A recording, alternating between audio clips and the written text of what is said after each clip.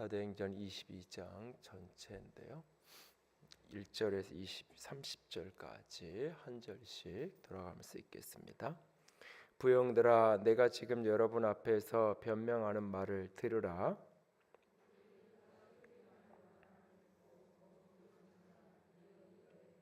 나는 유대인으로 길리기아 다소에서 났고 이 성에서 자라 가말리엘의 문화에서 우리 조상들의 율법의 엄한 교훈을 받았고 오늘 너희 모든 사람처럼 하나님께 대하여 열심히 있는 자라.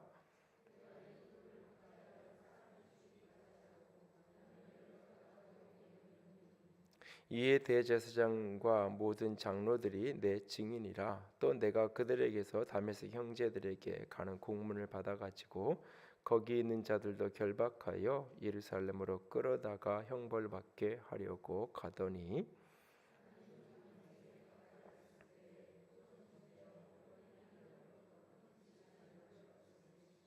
내가 땅에 엎드러져 들으니 소리 있어 이르되 사울아 사울아 내가 왜 나를 박해하느냐 하시거늘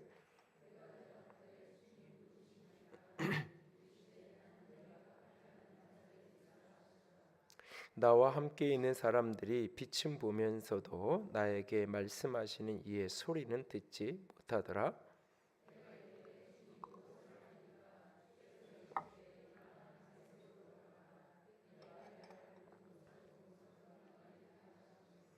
나는 그 빛의 강추로 말미암아 볼 수 없게 되었으므로 나와 함께 있는 사람들의 손에 끌려 다메섹으로 들어갔노라.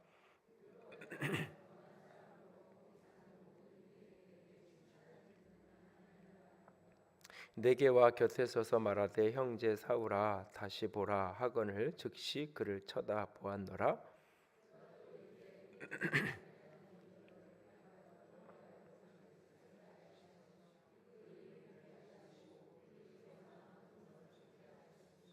내가 그를 위하여 모든 사람 앞에서 내가 보고 들은 것의 증인이 되리라.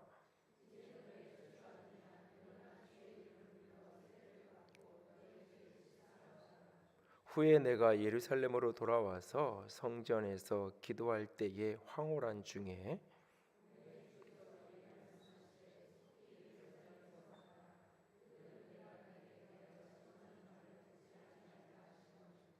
내가 말하기를 주님 내가 주를 믿는 사람들을 가두고 또 각 회당에서 때리고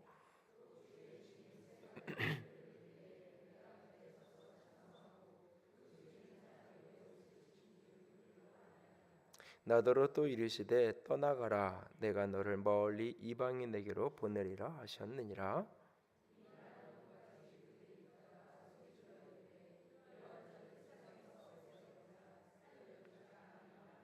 떠들며 옷을 벗어 던지고 티끌을 공중에 날리니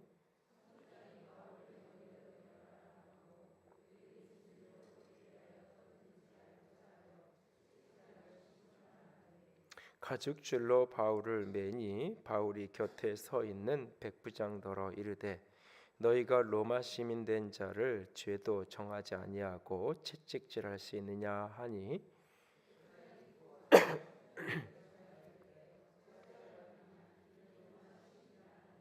천부장이 와서 바울에게 말하되 내가 로마 시민이냐 내가 내게 말하라 이르되 그러하다.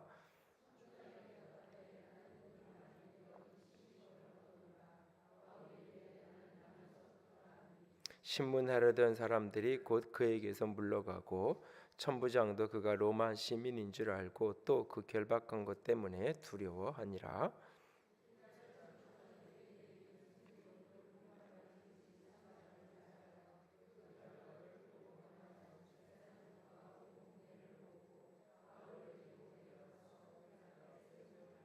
아멘. 얼마 전에 이렇게 잠깐 이제 이야기를 나누는데 우리 막내하고 이런저런 이야기를 잠깐 나누다가 해도 괜찮을 거예요. 뭔 얘기를 하다가 문득 그런 얘기를 하더라고요. 우리나라는 사람들이 너무 이렇게 집단적이고 이렇게 공동체 이런 게 너무 강해서 개인의 어떤 것들을 잘 이렇게 존중하거나 그러지 않는 것 같다고 뭐 그런 비슷한 정확한 표현은 아닌데 그런 유의 이야기를 좀 같이 나눴었는데요. 이 공동체성하고 이 개별성 이 두 가지가 어떻게 이 건강하게 조화를 이룰 수 있느냐 하는 것은 한 사회가 또는 한 세대 가정이든 교회든 뭐 이렇게 사회 전체가 건강하게 갈 수 있는 굉장히 중요한 부분 중에 하나죠. 이렇게 어린 시절에 특별히 중고등학교 시절을 이렇게 해외에서 보내다가 이렇게 한국에 들어오고 이런 친구들이 한국 생활을 하면서 제일 이렇게 힘들어하는 것 중에 하나가 뭐냐면 이게 지나친 집단주의, 지나친 관심. 그러니까는 나랑 아무런 내게 아무런 손해가 오지 않음에도 불구하고 지나치게. 예? 그러니까는 누구네 집 아들, 누구네 집 딸 이렇게 하면 온 교회가 온 공동 지역 사회 전체가 다 그것에 대해서 일거수일투족을 다 간섭하고 이야기를 하는. 그래서 자기는 굉장히 이렇게 이 빨간색 옷을 입는 걸 좋아하고 입고 싶은데 사람들이 그것에 대해서 자꾸 이렇게 부정적으로 이야기를 하고 그래서 내가 입고 싶은 옷을 때로는 참아야 되고 그것을 입고 다니면 튄다 그러고 뭐 이렇게 부정적인 이야기를 듣게 되는 상황들. 그러니까 전혀 자신하고 어떤 개인적인 어떤 손해를 주거나 피해를 주거나 그렇지 않는데도 불구하고 날이 추워서 나는 두꺼운 코트를 입은 거고 나는 별로 춥지가 않아서 나는 짧은 팔을 입었는데 겨울에 짧은 팔을 입고 오면 안 추워? 라고부터 묻는 거죠. 뭐 어린 아이들 같으면 이렇게 집에서 챙겨 입지 않고 나왔다고 이해가 되는데 나이 든 성인임에도 불구하고 가끔 이제 교인들끼리도 보면 그런 대화가 이렇게 오가는 것을 이렇게 보게 돼요. 그러니까 정신이 없어서 옷을 안 입고 나온 게 아니잖아요. 본인이 생각하기엔 얼마든지 이 정도 날씨는 감당이 되니까 코트를 안 입고 티만 입고 나온 거란 말이죠. 그럼 그것에 대해서 뭐 어울리든 어울리지 않는 그런 표현을 할 수 있는데, 그러니까는 안 춥냐고 묻는 거는 이렇게 추운데 정신없이 왜 이런 거 입고 다니냐라고 하는 이야기인 거죠. 또 이제 조금 이제 여름으로 가고 이럴 때 두꺼운 옷들을 이렇게 입으면 이게 덥지 않냐고 이렇게 좀 벗어버리라고. 아니 나는 지금 추워서 감기 기운이 있고 좀 컨디션이 안 좋아서 두꺼운 코트를 일부러 꺼내서 입고 왔는데 더운데 왜 이런 거 입고 다니냐고 그러면서 이렇게 또 심지어 이렇게 옷을 막 이렇게 벗기기도 하고 그러니까 이런 어떤 이렇게 그런 것에 대해서 힘들어하거나 그것이 잘못이라고도 여기지 않는. 그러니까 타인의 삶에 대해서 필요 이상의 개입을 해 들어가려는 그런 것들이 굉장히 좀 심한. 특히 우리 사회 전체가 이 집단주의적인 그런 성향들이 굉장히 강한 정서를 갖고 있어서 단일 민족 뭐 이런 것들은 이렇게 연결이 되면서 이게 건강한 의미의 공동체성을 만들어내는 게 아니라 어떤 의미에서는 이제 그게 이제 긍정적으로 갈 때도 그냥 부정적으로도 나타날 때가 있는데 지나치게 집단적인 그런 어떤 모습. 그래서 공동체에서 조금이나 소외되거나 개별적인 행동을 굉장히 부정적으로 여기는. 또 반면에 또 젊은 세대를 이렇게 가면 갈수록 굉장히 이런 어떤 이 개별성을 강조하는. 그래서 개인적인. 그래서 우리도 이제 더 이상은 부모 세대들이 자녀들에게 이런 말 하지 않잖아요. 너는 가문을 이렇게 세워야 되고 네가 꼭 성공해가지고 네 동생들 책임지고 이렇게 돌봐야 되고 이런 이야기 뭐 장남이라고 그런 얘기 하지 않고 자녀들에게 더 이상 그런 이야기 하지 않죠. 너 원하는 거 하라고 너 좋은 거 하라고 내가 행복했으면 좋겠다고 분명히 이야기를 해요. 그런데 이제 그게 이제 극단적인 개인주의로 가면서 타인에 대한 배려와 존중이 존재하지 않는 개인주의. 이것은 사실은 그러니까는 굉장히 어떻게 보면 극과 극으로 자꾸 이렇게 옮아가는 극과 극으로. 그러니까 내가 이렇게 좋아서 내가 이렇게 뭐 이렇게 그 반려견이나 이런 것들을 산책을 하는 거 얼마든지 자유롭게 할 수 있죠. 그런데 그것을 가지고 것 때문에 다른 사람이 피해가 가고 다른 사람에게 해가 가는데 불구하고 전혀 개의치 않는, 식당에서 내 아이가 막 뛰어다니고 왔다 갔다 하는 것 때문에 그날 그 식당에 있는 많은 사람들이 불편하고 힘든데도 불구하고 오래전에 뭐 용산인가 어디에서 이렇게 식당에서 뜨거운 국을 아이가 이렇게 아이에게 쏟아가지고 뭐 이렇게 문제가 됐던 경우가 있는데, 사실 그것도 이제 그 사람만 막 방송에서는 이렇게 매도하고 그랬는데 전후 상황을 살펴보면 다를 수 있어요. 그 아이가 뛰어다니고 막 그러다가 분명히 뭔가 사건이 벌어졌을 수도 있어요. 근데 관점을 어떻게 보느냐에 따라서 전혀 다른 관점을 갖게 되죠. 그러니까 우리는 이 건강한 집단적인 공동체성을 갖추면서도 그 속에 개인이 충분히 존중받는 교회에 대한 그림을 그릴 때, 저는 오래전에 이런 그림, 마치 콩자루라고 비유를 했는데, 자루가 이렇게 있으면 거기에 콩이 이렇게 들어 있잖아요. 콩이 들어 있어서 이렇게 자루를 한데 모여 있다가 그게 이제 자루에 콩이 그대로 살아 있는 거니까 쏟으면 다 이렇게 흩어지잖아요.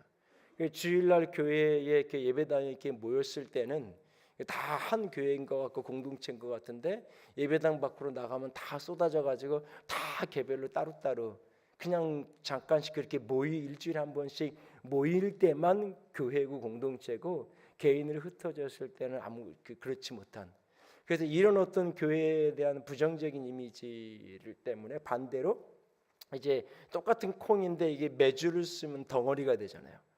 그래서 이게 오래전에 제가 한 20년 전에 이제 가르쳤던 그 에베소서를 가지고 성경 공부를 가르쳤던 교재 가운데 하나가 침례교 교재가 있는데, 예수님 쌀이라는 교재를 가르쳤었는데, 에베소서가 이제 교회론을 다루는 거니까 거기에 그 이야기가 나와. 매주를 쓰면 그냥 한 덩어리가 되잖아요.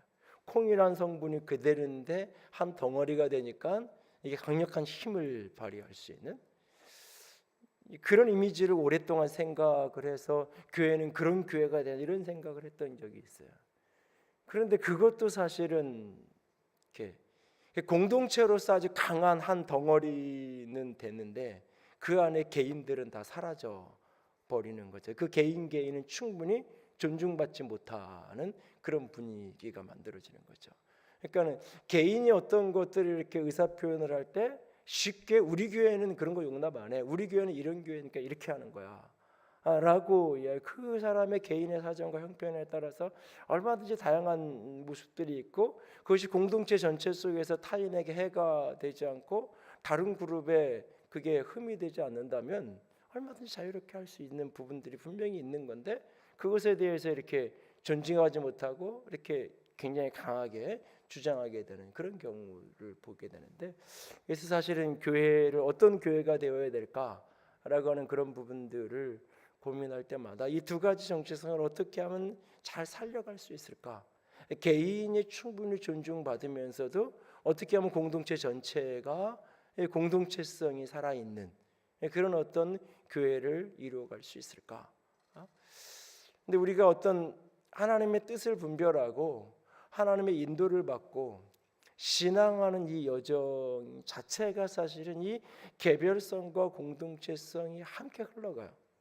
하나님 자신이 절대적으로 한 하나님이 동시에 삼위일체, 한 하나님이신 동시에 삼위로 존재하시는 그 하나님의 철저하게 개별적이면서도 이게 하나의 한 공동체, 그냥 이렇게 셋이 하나, 성부, 성자, 성령 하나님이 모여서 세 분이 똑같다 이게 아니라 세 분이 온전한 하나가 되는, 삼위로 온전히 구별되어지고 온전한 위격을 가지고 온전한 존재로서의 하나님 되심의 신성을 지키지만 동시에 한 하나님인, 인간의 이성과 논리로는 도저히 이해될 수 없는 이 개별성과 연합의 공동체성이 충분히 이해되어지는, 함께 공존하는, 그것이 삼위일체고 그것이 교회에 대한 하나님의 모습인데, 오늘 이 본문 22장이 바울의 간증을 읽고는 왜 이 이야기를 시작을 하냐면, 바울을 하나님이 이렇게 부르시는 이 장면 속에서 하나님이 바울을 부르시는데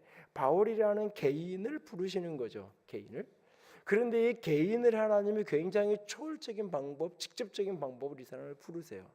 그런데 하나님과 1대1의 관계만을 사용하지 않는다는 거예요. 그를 공동체 가운데 부르시고 있다는 사실이에요. 하나님께서 부르셔서 공동체로 보내고 있고 하나님께서 부르시고 그 부르심의 확증이 공동체에서 확증되고 있다는 사실이에요. 그러니까 개인과 공동체들이 함께 갖고 있다는 사실이에요. 그러니까 우리가 하나님의 뜻을 분별하고 이런 부분에서 몇 주 전에도 제가 분별에 대한 이야기를 드리면서도 제 개인의 이야기를 드렸지만 저는 개인적인 성향이 누군가가 이렇게 그러니까 장남이기도 하고 이렇게 상의를 하고 의논을 하고 뭔가 이렇게 결정을 하는 게 익숙하지 않은 어렸을 때부터 그런 게 익숙하지 않은 환경 속에서 많이 자랐어요. 그리고 뭐 이제 학교 생활하고 이럴 때도 주로 뭐 그 선생님들이 이렇게 해야 된다 그러면 그냥 그 받아서 일들을 처리하고 이러는 경우가 많았고, 그러니까 뭔가를 이렇게 특별히 위에 사람이나 동료들하고 충분히 어떤 이야기들을 상의하고 이런 것보다는 그러니까 내가 깊이 생각하고 점검하고 그래서 뭔가 이렇게 방향성을 이미 어느 정도 이렇게 잡아놓고 방향성을 잡아놓은 다음에 어떻게 사람들을 글로 몰아갈 것인가, 어떻게 이걸 설득할 것인가, 그런 의미에서 뭔가 이렇게 회의를 하고 의논을 하고 이럴 때도 제로 상태에서 내 뜻을 바꿀 수도 있다는 어떤 전제를 가지고 회의를 하기보다는 그러니까 제가 가진 의견을 설득하기 위한 회의를 하는 그런 데 오히려 익숙한 성향이 굉장히 많았어요. 그러니까 철저하게 어떻게 보면 개인적이죠. 하나님의 뜻을 분별하고 무엇을 선택하고 판단하고 결정하고 그렇게 가는 부분들을 그런 어떤 과정 속에서 하나님은 계속해서 이제 최근 몇 년 동안 제 안에서 오랜 시간 동안 이제 저를 바꿔 가시면서 여러 이제 사람들을 하나님께서 만나게 하시고 그러면서 이렇게 교정시켜 가고 바꿔 가게 하고 그래서 이제 결혼하고 아내랑 많은 이야기를 나누게 되고 뭐 이런 과정에서부터 시작해 가지고 하나하나를 이렇게 바꿔 가시는 것들을 제 개인적으로 많이 느끼는데요. 우리가 많은 신앙인들이 사실은 공동체에 같이 있음에도 불구하고 굉장히 공동체성을 놓친 채로 자기가 모든 것을, 그것도 반대로 공동체에서 뭔가를 해야 된다 그러면 자기 자신은 전혀 존재하지 않는 다 결정해 주기를 원하는, 남이 다 결정해 주고 판단해 주고 그럼 나는 그냥 따라만 가기를 원하는 그런 어떤 모순성을 동시에 많은 사람들이 갖고 있어요. 바울이 다메섹을 이렇게 언덕 위로 올라갈 때 혼자 간 게 아니에요. 혼자 은밀히 기도하는 시간에 하나님이 그를 만난 게 아니에요.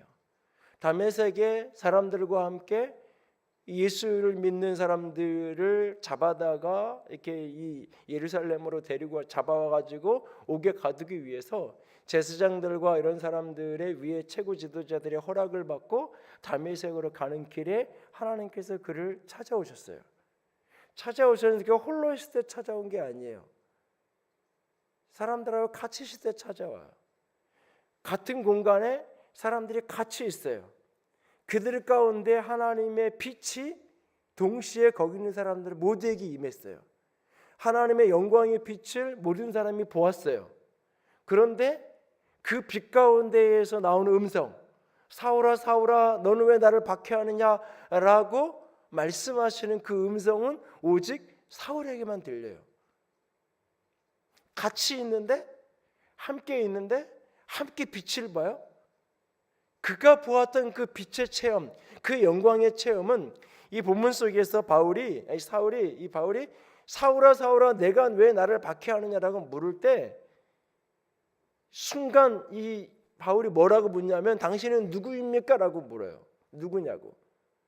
그러니까 무언가 저 너머에서 강한 빛, 결국은 시력을 잃을 정도의 강한 빛을 경험하게 되어지고 그 속에서 자신의 이름을 두 번씩이나 반복해서 부르면서 내가 나를 왜 핍박하느냐라고 물어요. 왜라고 물었어요. 사실 질문은 왜예요.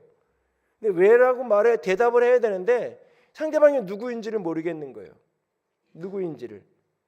근데 자신이 알고 있는 구약에 대한 이해, 구약을 아주 깊이 알고 있는 이 바울의 구약의 이해를 전제로 하면 이런 경험은 하나님의 존재가 드러나는, 신학적인 표현으로 신의 현현, 하나님이 자기 자신을 계시하고 드러내시는, 대표적으로 모세가 시내산에서 하나님을 만났던, 아니 그 이전에 호렙산의 거인적에서 떨기나무 불꽃 가운데서 빛 가운데서 하나님을 보았던, 더 깊은 곳에 시내산에서 그 십계명을 받고 할 때 하나님을 보았던, 엘리야가 하나님을 보았던, 그런 어떤 하나님의 존재가 영광 가운데 드러나는, 솔로몬의 성전의 영광으로 나타나는, 그래서 감히 그 영광의 빛을 인간이 볼 수 없어서 하나님이 구름으로 그것을 가리우는, 구름 자체가 영광이 아니에요. 하나님의 영광의 빛이 너무 강하니까 사람이 그 빛을 보고 설 수가 없어요.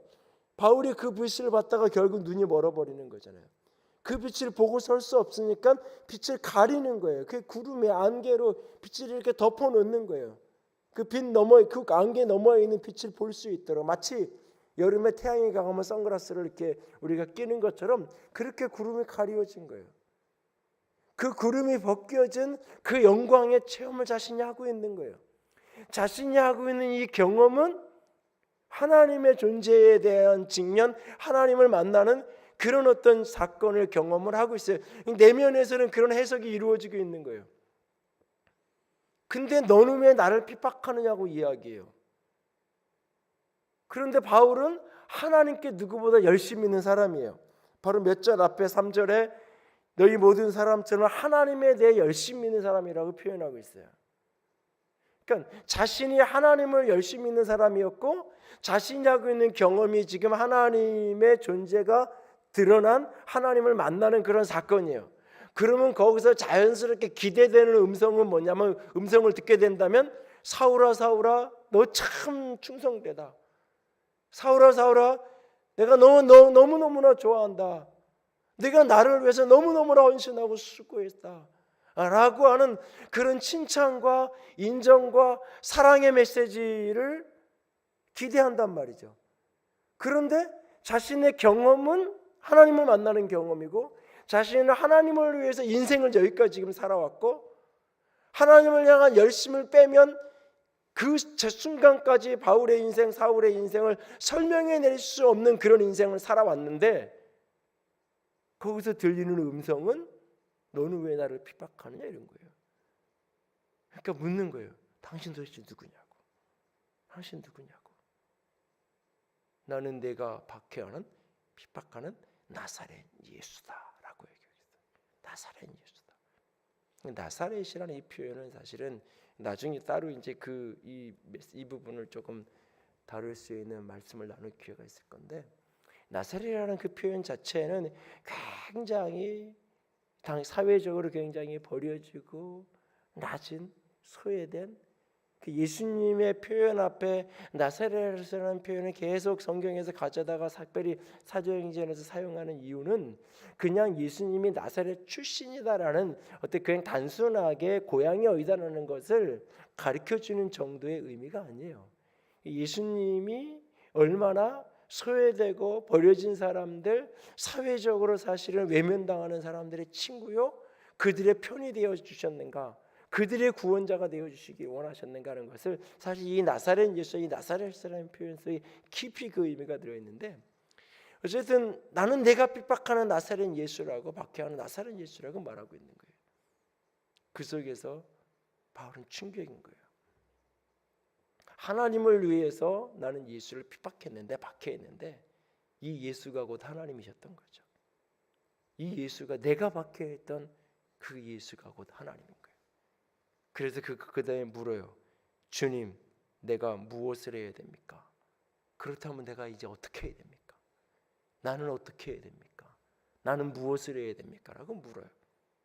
그런데 이런 대화가 오가는데 그 빛은 똑같이 옆에 있는 사람들이 봤어요. 지금 빛은 같이 경험했어요. 그런데 그 음성은 바울에게만 들리고 있어요. 바울에게만. 한 공동체에서 한 자리에서 함께 예배하는데 여기에 예배하는 모든 사람에게 주의 음성이 똑같이 들려오는 게 아니에요. 제가 강단에서 설교하는 이 말을 듣는 것은 다 똑같이 듣죠. 사람마다 다 다르게 들어요.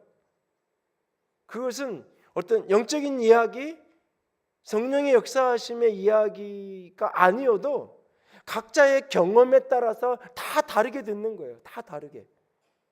본인이 했던 경험과 이해도 본인이 했던 지금의 육체적인 상황, 여러 가지 상황에 따라서 다 다르게 듣는 거예요. 그래서 어떤 날은 어떤 사람은 너무너무 오늘 너무너무 좋은 메시지를 들었다고 이야기하는, 똑같은 날 어떤 사람은 오늘 너무 듣기 너무 힘들었다고 이야기할 수도 있는 거예요. 오늘은 무슨 얘기인지 도통 아무 얘기든 못 알아듣겠다고 하는 순간, 어느 날은 전혀 아유 젊고 어린 아이인데도 그 메시지가 무엇인지를 정확하게 알아듣기도 해요. 공간 속에서 객관적으로 들리는 말은 다 똑같지만 각 사람에게 들리는 소리는 다 달라요. 다 달라요. 각 사람에게 들리는 소리는, 각 사람에게 주는 메시지의 초점과 느낌은 다 다른 거예요. 여기에 우리는 성령께서 각 사람 속에 일하시고 각각 한 영혼 한 영혼 한 영혼 가운데 성령께서 일하시는 걸 우리는 알잖아요.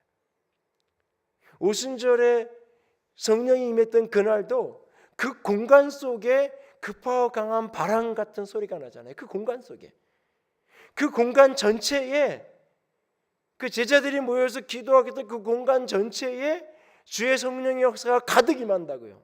그런데 각 사람에게 불의 혀같이 갈라지는 것이 임하는 것을 보게 돼요.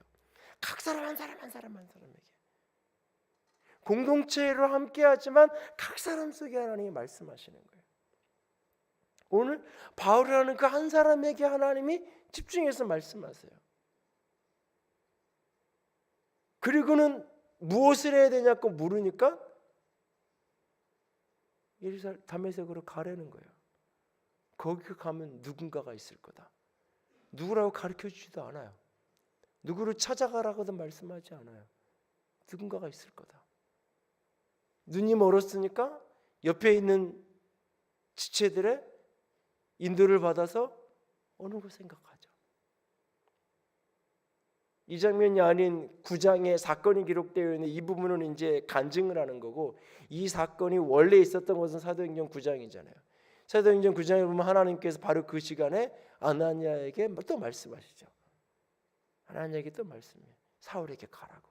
아나니아가 거부하죠. 처음에는 그 사람은 교회를 핍박하는 사람이고 우리를 잡아가려고 하는 사람인데, 악한 사람인데, 하나님을, 우리 지금 교회를 너무 힘들게 하는 사람들인데, 예수를 핍박하는 사람인데, 아니라고, 내가 이방을 왜 택한 그릇이고 내가 쓸 거라고, 가서 내가 원하는 말씀을 그에게 전하라고 하나님이, 오늘 이 22장에는 바울이 이 간증 속에는 생략되어 있지만 그런 사건이 있었죠. 아나니아가 찾아오잖아요. 아나니아가 13절에 찾아와서는 형제 사울아 이렇게 하잖아요. 형제 사울아, 다시 보라 하고는 즉시 보게 되었다. 하나님이 눈을 멀게 하고 아나니아가 눈 뜨게 하죠. 그 사람이 눈 멀게 하고 하나님이 눈 띄우는 게 아니라 하나님이 병들게 하고 사람이 고치고, 뒤집힌 장면이에요. 어떻게 보면 이 장면도. 근데 어쨌든 그러면서 아나니아가 설명을 해요. 너는 하나님께서, 우리 조상들의 하나님이 너를 택했다. 너로 하여금 자기 뜻을, 하나님의 뜻을 알게 하시며 그의 의인을 보게 하시고 그 입에서 나오는 음성을 듣게 하셨으니, 여기서 그 의인 바로 예수님을 보게 하시고 그 영광이 예수님의 음성을 듣게 하셨다. 내가 그를 위하여 모든 사람 앞에서 내가 보고 들은 것의 증인이더라. 왜 주저하느냐? 일어나서 세례를 받고 너희 죄를 씻으라. 여러분, 하나님이, 예수님이 그 영광 가운데 나타나셔서 나는 내가 핍박하던 박해하던 나사렛 예수라고 자기소개를 했잖아요. 그 다음에 내가 무엇을 하리까 그러면 너는 나의 택한 그릇이야. 그러니까 너는 오늘부터 내가 너를 택해서 이방의 그릇으로 내가 너를 쓸 거야. 너는 이제 이방인을 위해서 가. 이렇게 하시면 좋잖아요. 하나님이 그렇게 하시면 되잖아요. 하실 수 있잖아요. 그 뒤에 가면 또 하세요. 나중에 그 사건이 있고 나서 얼마의 시간이 지나고 나서 바울이 예루살렘에 있는 성전에 홀로 거기 가 있을 때 호련히 거기서 아주 황홀한 그 예루살렘 성전에서 기도하던 어느 순간 이 사건이 다메섹으로 가던 그 사건이 있고 며칠이 지나는지 몇 개월이 지나는지 알 수 없지만 어느 날 예루살렘 성전에서 혼자 기도하는데 황홀한 사건을 경험해요. 하나님이 다시 나타나세요. 너 속히 예루살렘에서 나가라. 예루살렘에 더 이상 머물러 있지 마라. 예루살렘에 있는 사람들이 너의 말을 듣지 않을 거다. 이 사람들이 내가 어떤 사람인지 다 알고 있습니다. 내가 얼마나 예수님을 핍박했고 내가 스데반이 죽는 일에 어떻게 가담했는지 제사장을 비롯한 많은 사람들이 알고 있습니다. 그래, 너 일어나서 여기서 이제 떠나. 멀리 이방인들을 향해서 가라. 하나님이 뒤에 또 말씀하세요. 사람은 필요 없는 거 아니에요? 공동체는 필요 없는 거 아니에요? 많은 그리스도인들이 착각해요. 소위 기도한다고 이야기하는 사람들, 소위 나는 말씀을 통해 하나님의 음성을 듣고 분별한다고 하는 사람들, 소위 믿음 있다고 하는 사람들일수록 내가 드린 게 전부예요. 내가 드린 게 전부예요. 그게 이제 극단적으로 가면 이단으로 가는 거예요. 그게 내가 깨닫고 내가 발견하고 내가 아는 게 전부예요. 그게 맞을 수 있어요. 그런데 그게 늘 공동체 속에서 함께 확인돼야 돼요. 하나님은 어떻게 보면 불필요한 일을 하시는 거예요. 뒤에 이야기를 하지 말든지, 아나니아를 통해서 그렇게 했으면 그냥 그걸로 끝내고 그냥 바울은 아나니아와 함께 그렇게 아나니아를 통해서 들은 메시지를 따라 그렇게 가게 하든지. 또 성전에서 혼자 기도하는데 황홀한 중에 하나님 나타나셔서 이방인들에게 가라. 예루살렘에 머물러 있지 말아라. 이 사람들은 내가 설교를 아무리 해도 듣지 않을 거다.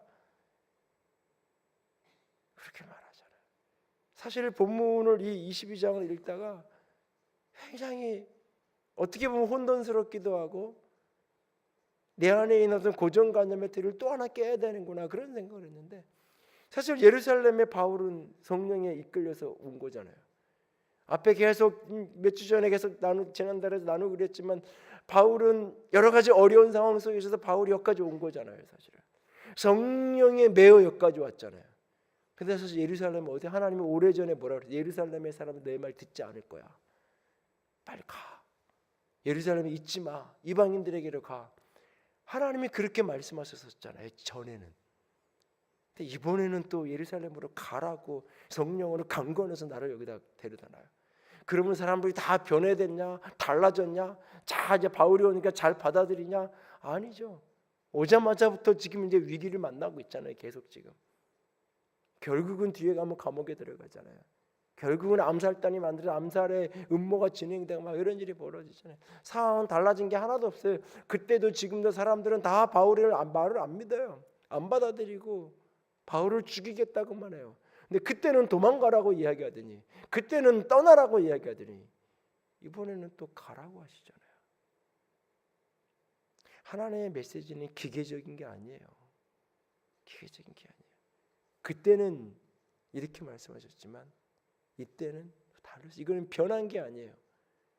상황에 따라서 얼마 내가 운전을 해가면서 내가 길이 틀어지면 거기에 맞춰서 내비게이션이 다시 좋은 내비게이션에서 다시 거기서부터 다시 출발해서 원래의 목적지는 변하지 않지만 길이 돌아서 가야 되면 돌아서 가게끔, 길이 막히면 틀어서 가게끔 그렇게 하는 것처럼 처음 하나님이 이 길로 가라고 하셨다가 또 어느 마치 시간이 갔을 때 또 다시 이렇게 바꿔 가시는 거예요. 그건 하나님의 자율성이에요. 우리도 그 하나님의 자율성 안에서 늘 열린 마음으로 하나님 앞에 서야 되는 거예요, 사실. 근데 어쨌든 오늘 바울이 이 장면 속에서 철저하게 하나님께 개인적으로 음성을 듣고 있지만 그게 공동체 속에서 같이 가요. 그리고 사도행전 9장에 보면 바울의 사역에 가장 중요한 키 역할을 하는 사람이 누구냐면 바나바라는 사람이 등장을 해요. 오늘 이 본문에 등장하지 않지만 그때 다메섹에서 그렇게 아나니아를 통해서 만나고 나서 바울이 예루살렘에 왔단 말이에요. 아무도 받아들여주지 않아요. 자신이 원래 가까이 지냈던 제사장과 이런 사람들에게는 갈 수가 없어요. 왜 이게 하나님을 위한 것이 아니라 하나님을 박해하는 거로 깨달았으니까 갈 수 없어요. 그래서 이제 교회로 가려고 하고 예수 그리스도의 제자들에게도 가려고 하면 그들은 받아들이지 않는 거예요. 스데반 죽인 사람이잖아요. 스데반 악명 놓기로 예수 믿는 사람이면 잡아가게 악명 높은 사람이 사울이란 말이에요. 바울이란 말이에요. 그런데 그때 바나바라는 사람이 와서 들어주잖아요. 사울의 간증을 들어주잖아요. 내가 다메섹을 가다가 이렇게 예수님을 만났고 이런 경험을 했고 아나니아가 나에게 기름 부어줬고 그래서 내가 세례를 받았고 내가 아나니아가 안수할 때 성령 받았고 사도행전 9장에 보면 그 극적인 장면을 경험하지만 성령은 아나니아가 안수할 때 받아요. 그 모든 이야기를 바나바에게 하는데 바나바가 들어줘요.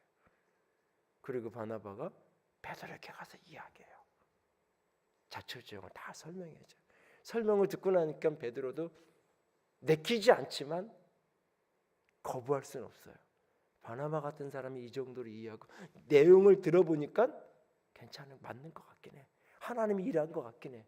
근데 나는 저 사람은 싫어. 응? 여러분 누군가 동네에서 나랑 참 원수였던 사람인데 그 사람이 변화됐다 그래. 변화된 거 인정을 하겠는데 그렇다고 또 같이 친하게 지내는 거는 불편할 수 있잖아요. 그래서 변화돼서 그래 잘 살라 그래. 그것까지는 좋겠는데 나랑 같이 가까이 지내야 된다. 이건 힘든 거예요. 그러니까 베드로가 마지못해 가서 어쨌든 바나바 손에 이끌려서 바울하고 손 잡았어요. 그러나 바울은 더 이상 교회 속에 받아들여지질 않아요. 그래서 홀로 고향으로 가잖아요. 그 과정 속에 갈라디아서나 이런 것을 보면 그가 아라비아 사막에 가서 그곳에서 홀로 성령께서 예수님 안에서 깨닫고 훈련받고 하나님께서 직접 가르쳐주시고 교훈하시는 그런 어떤 개인적인 묵상과 훈련의 시간을 겪게 되죠. 하나님의 부르심이 왔지만 부르심을 가지고 사역을 할 때까지는 시간차가 있는 거예요. 준비를 해야 되는 거예요. 때가 있는 거예요. 그렇게 훈련하고 고향에 가서 길리기아 다소에 가서 은둔하면서 기도하면서 거기서 살아가고 있잖아요. 그래도 어느 날 바나바가 안디옥 교회를 목회하다가 최초 이방인 교회를 목회하다가 그때 그 사울이라는 청년 하나님이 이방인을 위한 택한 그릇이라고 그렇게 말씀하셨다 그랬는데 그 비전을 받았던 그 청년 지금 어디 있지? 다소 출신이라 그랬는데 수소문해 보니까 고향에 가 있는 거예요. 바나바가 직접 가잖아요. 직접 가서 그를 데리고 처음 이제 뭔가를 해야 되는데 여태까지 교회에서 잘 받아들여 주지도 않았고 바울도 힘들었을 거예요. 요즘에 직접 가서 그를 데려다가 안디옥 교회에서 처음에는 옆에 세워서 바나바가 리더십을 갖고 그 옆에서 시간이 지나면서 사역의 열매가 나타나고 그러면서 바울의 리더십이 세워지고 어느 시점 가서는 바나바가 뒤로 빠지고 바울이 서게 되잖아요. 하나님이 직접 어느 날 바울에게 야 너 준비됐으니까 너 안디옥에 가봐. 거기 가보면 이방인들이 있을 거고 네가 너에게 주신 목회지야. 거기 가서 그 사람도 목회하고 해. 하나님 그렇게 하지 않으시죠. 그렇게 하지 않으시죠. 하나님의 메시지가 지극히 개인적으로 지극히 공동체적으로 같이 맞물려 있는 거예요. 이것이 맞물려 있는 거예요. 하나님 앞에 치열하게 그래서 기도하고 묻고 말씀 앞에 묵상하고 하나님께서 나를 어떻게 인도하시고 어떤 삶을 살아야 되는지를 끊임없이 매일매일 말씀 속에서 큐티하고 묵상하고 듣고 어떤 선택의 문제 속에서 A냐 B냐 갈림길에서만 하나님의 뜻을 찾는 게 아니라 그런 사람은 하나님의 뜻을 분별하지 못할 가능성이 많아요. 인생에서 중요한 갈림길을 만날 때는 별로 없어요. 그렇기 때문에 하나님의 뜻을 분별하지 낯선 분별을 해야 되기 때문에 실수하고 잘못된 결정을 할 가능성이 굉장히 많아요. 사실은.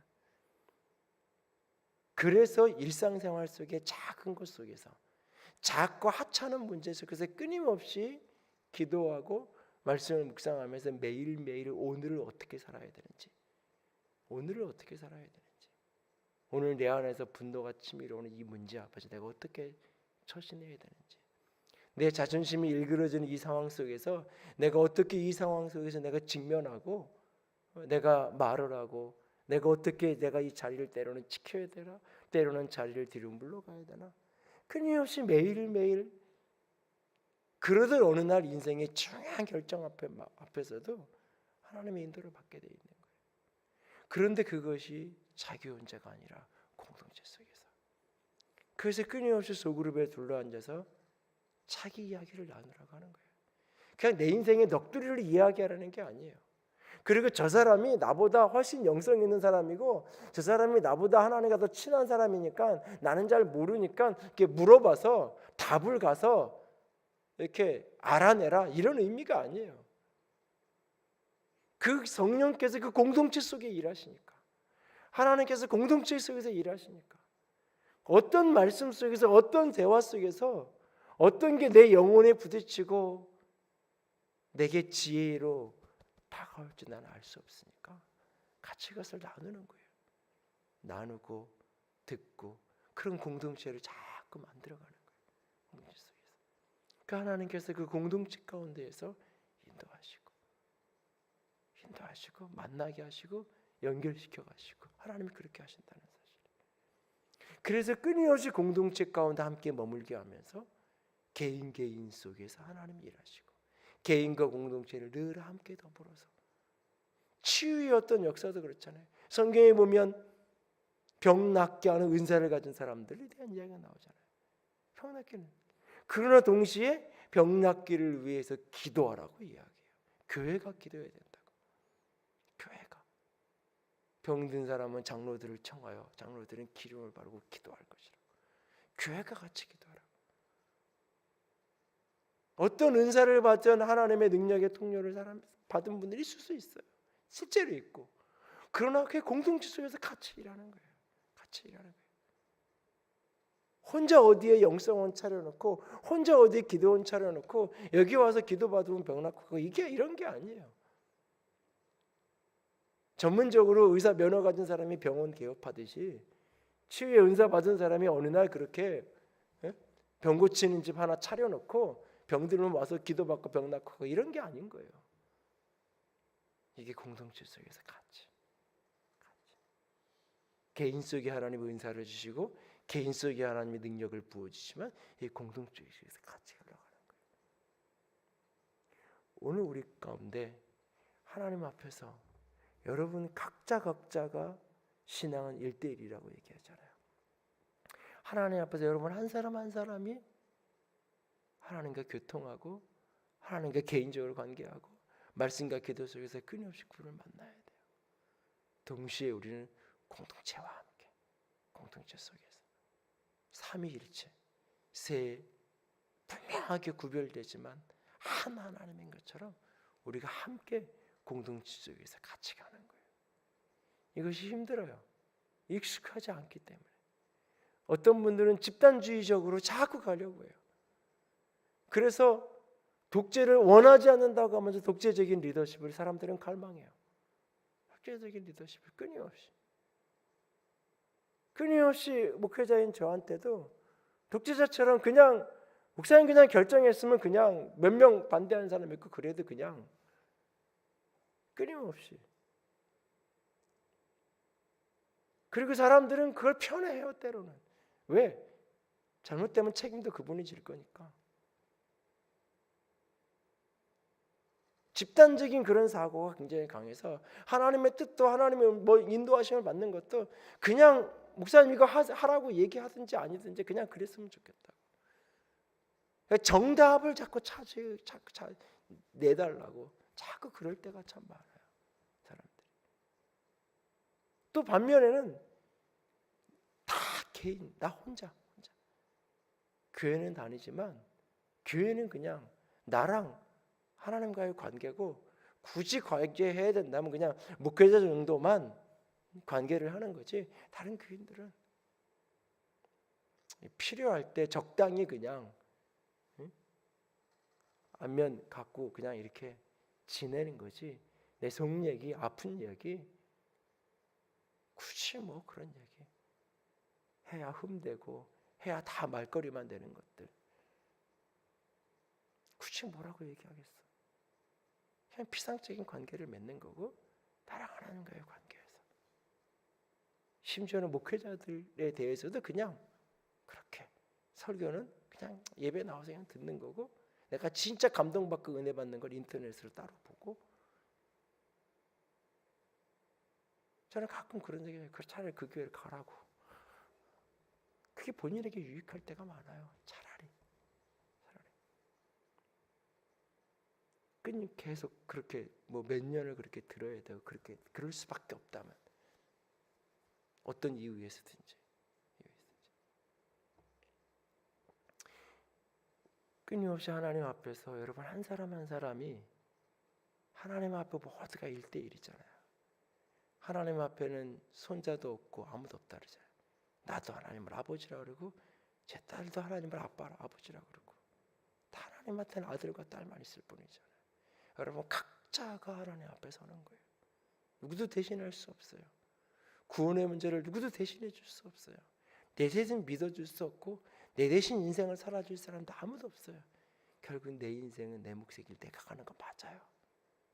그런데 하나님은 그것을 나 혼자 가라고 하지 않으세요. 나 혼자 가라고 하지 않으시고 곁에 있는 사람과 같이 공동체와 함께 하나님이 붙이셔서 내가 보기에 도움이 될 만한 사람만, 내가 보기에 나에게 힘이 될 만한 사람만, 내가 보기에 저분은 사회적으로도 능력 있고 내가 보기에 저분은 공부도 나보다 많이 한 것 같아서 저런 분들 소그룹에 좀 같이 있고 저런 분들 내가 같이 이렇게 교제하고 그러면 내게 힘이 될 것 같고 도움이 될 것 같고 내가 보기에 저분들은 자녀들을 나보다 잘 키웠으니까 저런 분이 좀 이렇게 리더인 그런 상태에 가 있으면 나도 지혜를 얻을 수 있고 아니요. 그걸 원하면 동호회를 찾아가고 코칭비 내가면서 차라리 그런 데 찾아다니면 돼요. 아니요. 때로는 나보다 한참 못한 것 같아도 너무너무 어린아이인 것 같아도 그 속에서 내가 배워야 될 때가 있고 하나님 앞에서 내가 깨달아야 될 때가 있고 내가 알아지는 때가 있어요.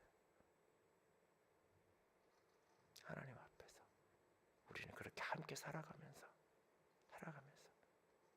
저 비행기를 타고 내려다보면 다 거기서 거기잖아요. 집이 아무리 커도 하나님 내려다보면 세상에서 아무리 성공연들 아무리 큰들 다 거기서 거기인 거예요. 다 그 수준인 거예요. 사실은 그 수준인 거예요. 막상 자기 손해 볼 일 생기고 자기 억울한 일 생기면 비슷하게 반응해요. 다 비슷하게 별반 다를 거 없어요. 사람 사실. 그런데 같이 나누고 같이 부딪히면서 하나님이 그 속에서 말씀하시는 거예요. 신앙은 그렇게 함께 살아가는 거예요. 함께. 그러나 동시에 내 개인. 그래서 여러분들이 끊임없이 우리가 함께 가야 되지만 타인을 존중해 줘야 되는 거예요. 끊임없이 배려하고 나와 같지 않은 것에 대해서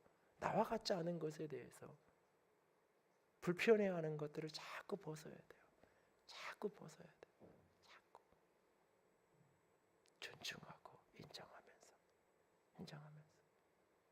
나이가 많든 적든 상관없이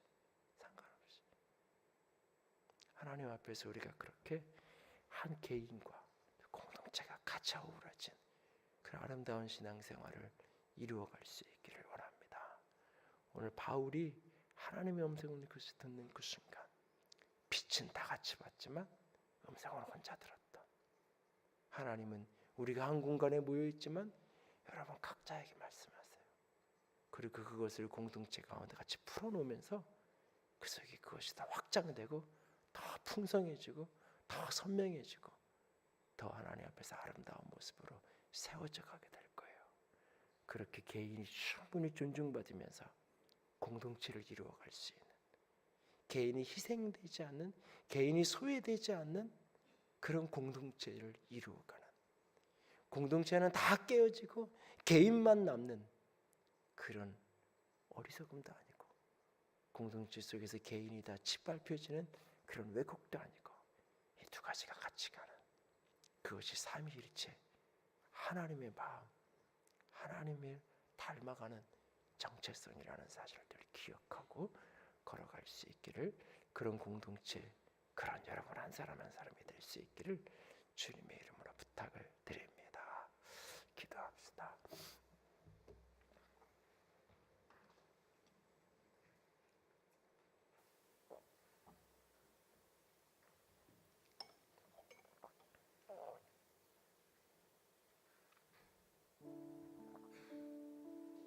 하나님은 여러분 한 사람 한 사람을 만나기 원하십니다. 하나님은 우리 가운데 일하시지만 동시에 여러분 한 사람 한 사람 가운데 일하기 원하십니다. 하나님은 여러분 한 사람 한 사람을 1대1로 하나님과 여러분 사이에 그 누구도 끼지 않은 채 오직 하나님과 여러분 사이에 어떤 비밀도 없는 그런 관계 속에서 하나님은 여러분을 만나기 원하십니다.